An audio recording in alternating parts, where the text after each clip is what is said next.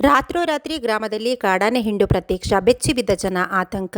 ಬೇಲೂರು ತಾಲೂಕು ಮಲೆನಾಡು ಭಾಗದ ಹರೇಹಳ್ಳಿ ಹೋಬಳಿ ವ್ಯಾಪ್ತಿಯ ಮಲಸಾವರ ಗ್ರಾಮದಲ್ಲಿ ಕಳೆದ ರಾತ್ರಿ ಆನೆಗಳ ಹಿಂಡೊಂದು ನುಗ್ಗಿ ಗ್ರಾಮದಲ್ಲಿ ಓಡಾಡಿದ ಘಟನೆ ಆತಂಕಕ್ಕೆ ಕಾರಣವಾಗಿದೆ.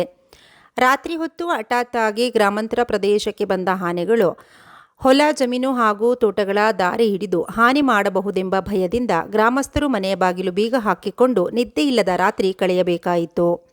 ಪ್ರತಿ ರಾತ್ರಿ ಆನೆಗಳ ಚಲನವಲನ ಹೆಚ್ಚುತ್ತಿದೆ.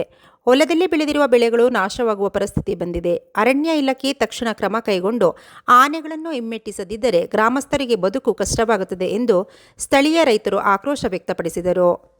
ಈ ಕುರಿತು ಅರಣ್ಯ ಇಲಾಖೆಯ ಅಧಿಕಾರಿಗಳು ಪ್ರತಿಕ್ರಿಯೆ ನೀಡಿದ್ದು, ಗ್ರಾಮದಲ್ಲಿ ಆನೆಗಳ ಚಲನವಲನ ಕಂಡುಬಂದಿದೆ ಎಂಬ ಮಾಹಿತಿ ನಮಗೆ ಲಭಿಸಿದೆ. ತಕ್ಷಣ ಸಿಬ್ಬಂದಿಯನ್ನು ಕಳುಹಿಸಿ ಪರಿಸ್ಥಿತಿ ನಿಯಂತ್ರಣಕ್ಕೆ ತರಲಾಗುವುದು. ಗ್ರಾಮಸ್ಥರು ಆತಂಕ ಪಡುವ ಅಗತ್ಯವಿಲ್ಲ.